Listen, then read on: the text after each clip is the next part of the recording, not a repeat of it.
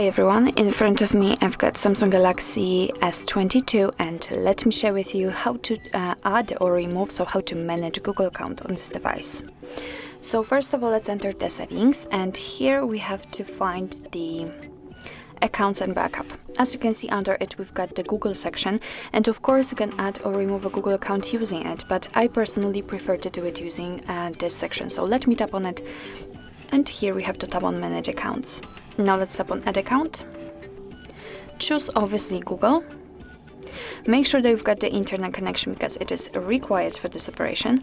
And from this step we can either create a new account if you do not have your own yet, or simply type your email or phone. So let me do it. You do not have to enter the full email address, just the part before the @ symbol, and your device will simply autofill it. So just okay. It's hard to reset. Okay, let's tap on next.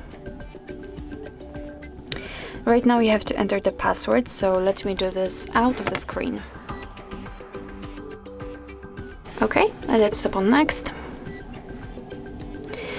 Here we have to decide who will be using this device, so I will stick with this option. Let's tap on next. We can check Google Terms of Service and Privacy Policy. If you want to read it, just tap on it, and here you've got all the info you need. Let's tap on I agree after reading. Here we've got the shortcut of backup and storage info, so just tap on accept. And as you can see, our account has been immediately added to this list.